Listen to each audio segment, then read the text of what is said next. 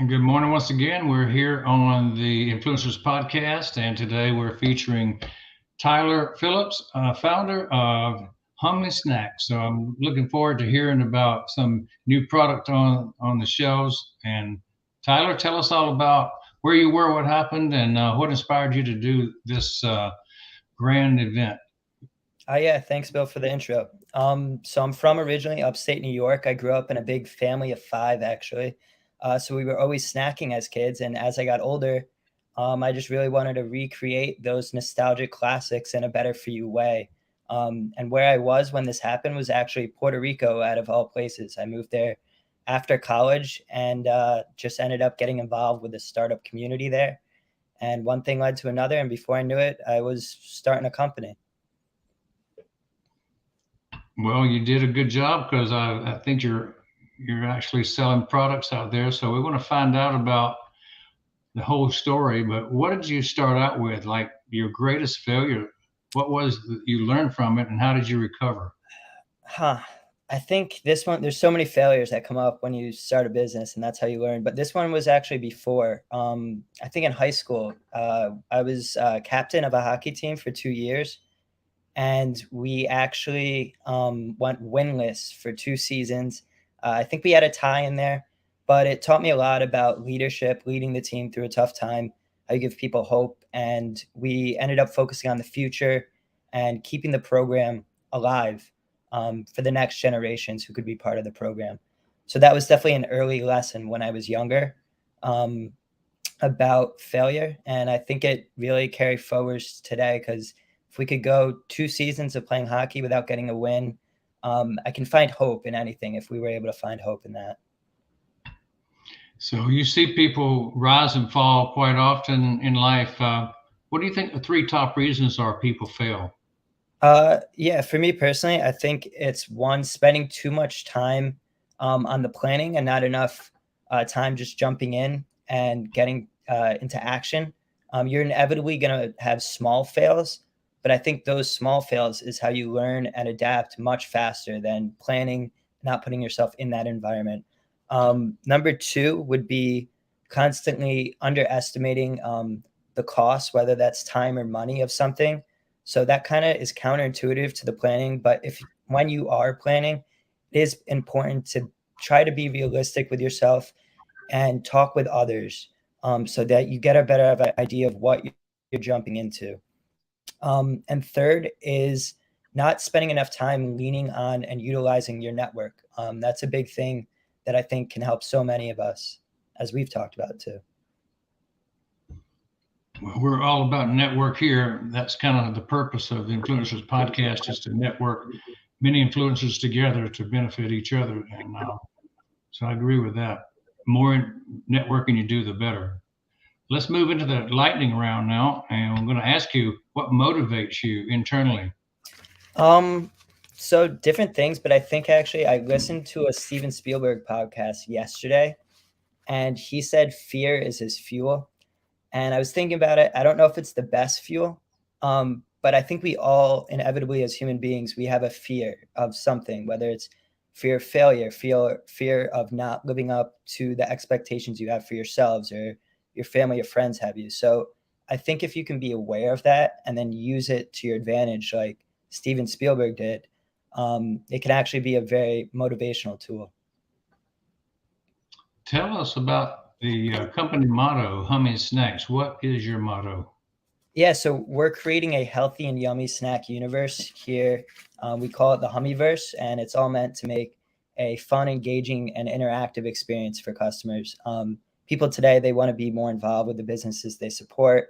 And I think, too, just eating healthy food is tough enough for some people. And so we really want to make it a fun thing to engage in. Sounds like the Hummieverse is going to be a Web 4 type of product, huh?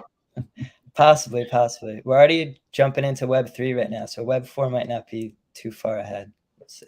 What are your three top success secrets that others can model from? Yeah, so this is a great question, and I actually wrote this down so I wouldn't forget. Um, so one is to the point earlier of what I said about networking. It's network early on and be surrounded by those that support you, but also those that challenge you. And really, I think surrounding yourself with people that are in the places too where you want to see yourself go, because inevitably you'll learn things from them that'll help take you there. Number two is stay true to yourself. I think as you get so focused on your goals, sometimes you can lose sight of what really is important with you and the values that you have. So it's always important to do that check in with yourself and make sure you're aligned. And it's never too late. You can always course correct too. And number three is take time away from your own personal goals too to lift up others along the way.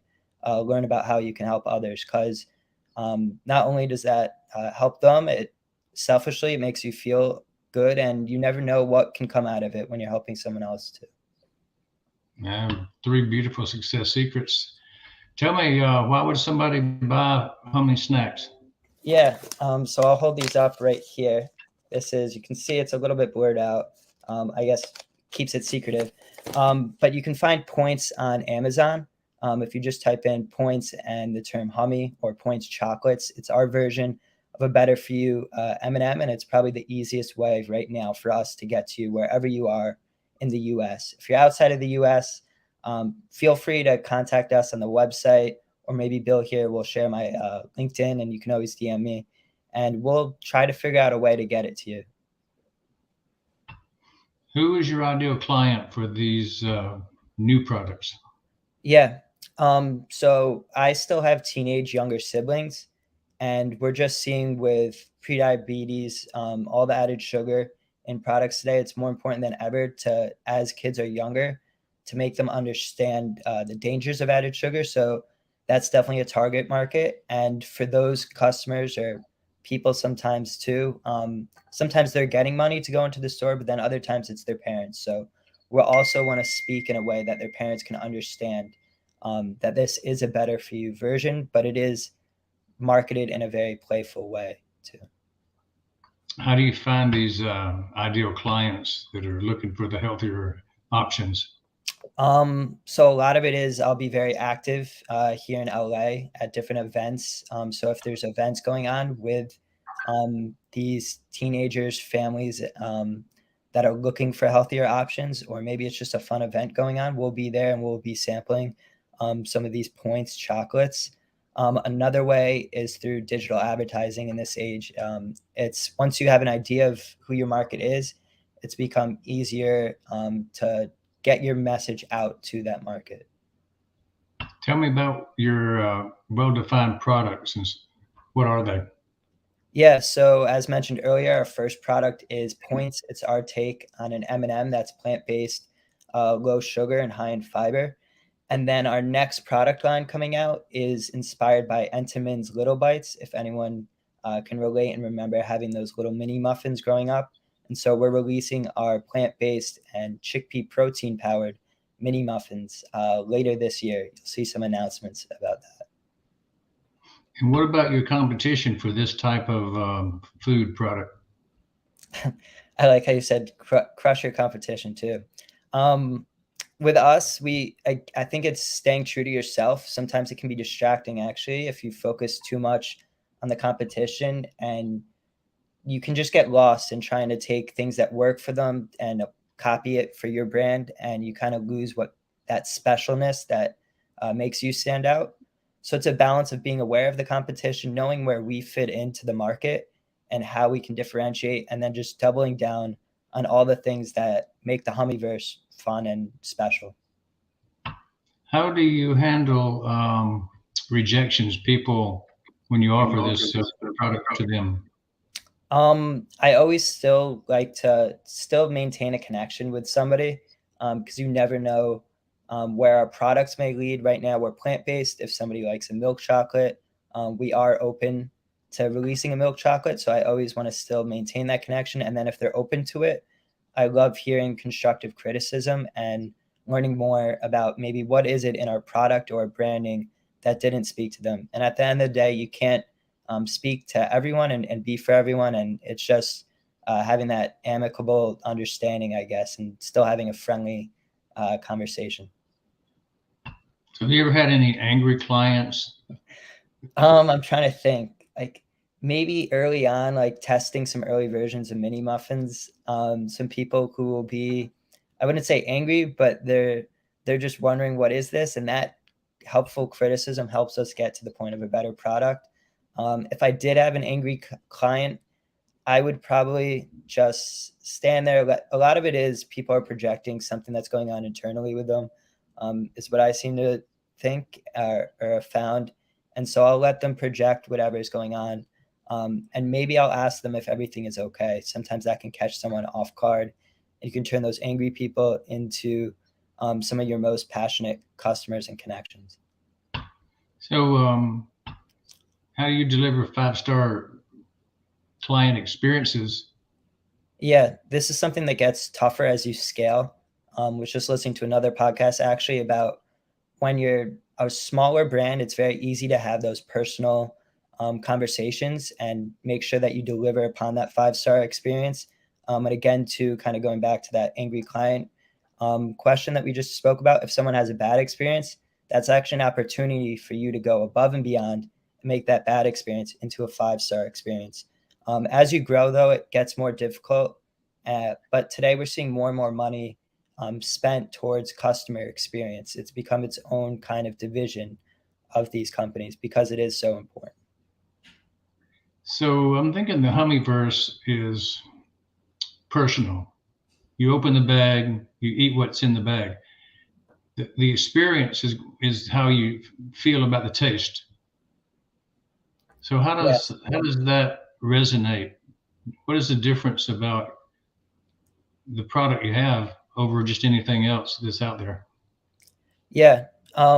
The taste you can see actually on social media, we have started posting some of these reaction videos.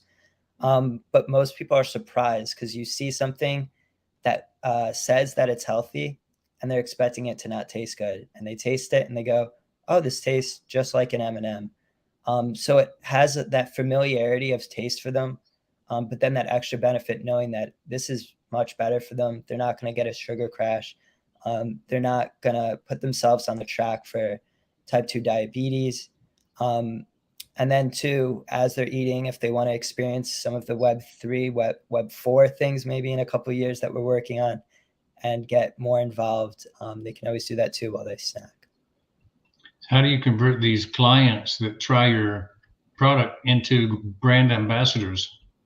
Yeah, we're trying some unique things here. Actually, we just partnered with a Web3 loyalty company. But basically, you can just think of it as you're earning points, like reward points for our brand as you're eating points, the product, the chocolate candies. And if you post it on TikTok, we actually have an integration with them. And if you have certain keywords that we can find and kind of verify, then you'll get extra reward points on our sites, which you can redeem for some exclusive things that no one else can get. So I get lots of compliments on this sweatshirt that I wear all the time. And it's really put that idea in my head of we want to keep it cool and exclusive, but why not have people have a way where they can become brand ambassadors and earn enough points to win this sweatshirt and maybe put some money in their pocket too. So, what are you grateful for today? And this is Yeah. really getting down to you personally. But if Um, you're not talking about the Hummingverse, you're talking about Tyler Phillips. What are you grateful for today? Yeah, really grateful for my family. As I spoke about earlier, that's an inspiration behind the products. My parents are actually business owners in upstate New York.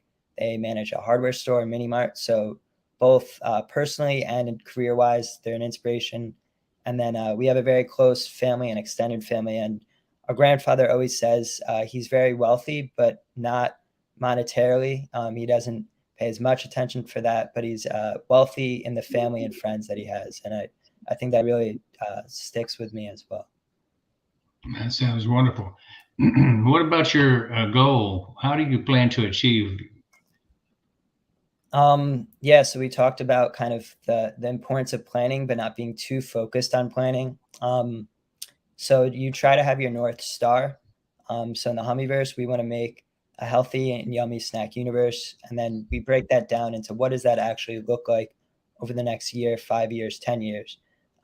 After doing that, it's just navigating and continue to having conversations with people and partners that can help us get there and still be open to maybe a little deviation in that, I guess, more narrow plan that still might help you reach the end goal that you set.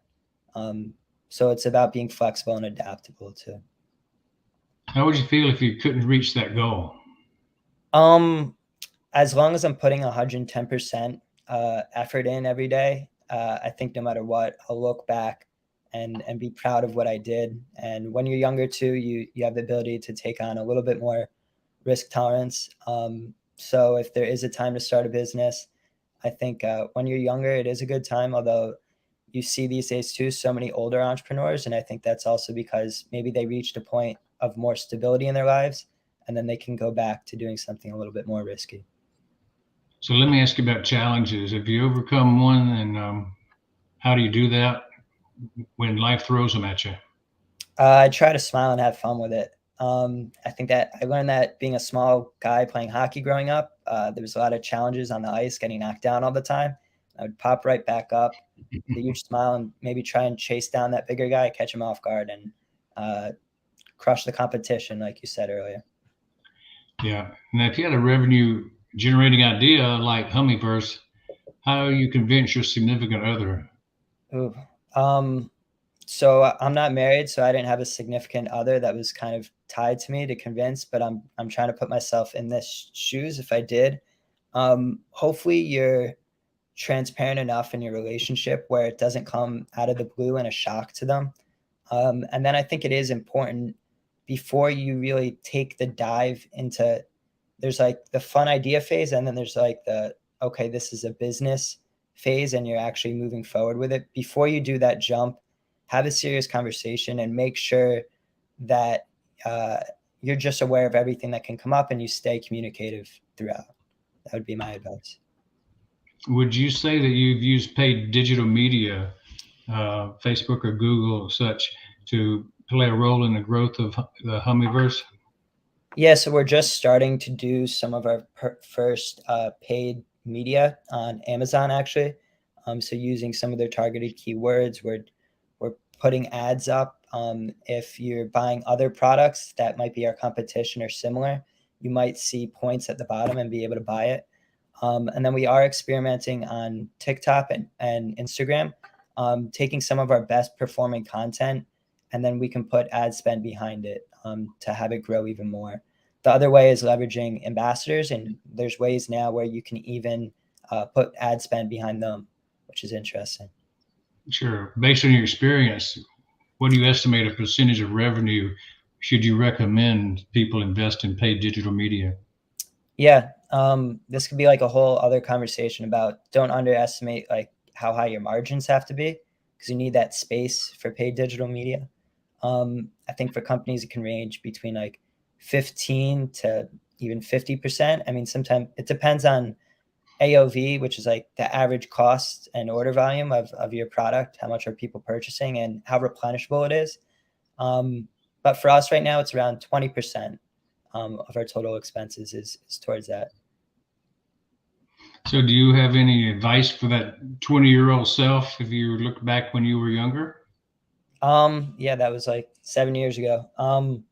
So 20-year-old self, I would tell him that no matter what, you're kind of you're always in the right place at the right time. I think in today's age, it's very hard to be present, and I just try to always remind myself that everything happens for a reason. You're in this place or in this situation because there's something to learn from it or some connection to be made. Absolutely. Well, what about this? How do you want to be remembered when it's all said and done? I think it's as simple as like bringing joy into people's lives, whether that's through the Hummyverse or just personal relationships with family and friends. I want to give you a chance to tell the audience how we can support you. You have websites or podcast or places people can order from. Yeah. So starting with ordering, you can again order off of Amazon if you type in points chocolates. you should be able to find us. If not, I'm always looking to expand my LinkedIn network too. You can reach out to me and we can have conversations there. Otherwise, you can follow us on Instagram and TikTok. If you type in Hummii, Hummii, Yummy, Yummy.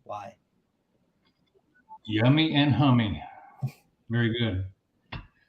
Tyler, what would you say about your experience being a guest on our show today? That was amazing. I've been doing a lot of podcasts, but I can really tell you've taken the time to think through the importance of the questions you ask. And I liked how we had an opportunity to connect beforehand too. Not every podcast does that. And I think that sets things right and just gets us on the same playing field. Oh, absolutely. Glad that we could be different because I think being different sets you apart. Let me let you have the final word, and I will. Oh, yeah. So final word would be just thanks to everyone who's tuning into this. Again, I'm going to show the points one more time if you want to support. It's kind of blurred out, but you'll be able to see this online. And just really, if you're thinking about starting a business or doing anything in life, going through a challenging time, always feel free to reach out. I always love expanding my network and connecting with more people. So thanks again, too, for having me on the show.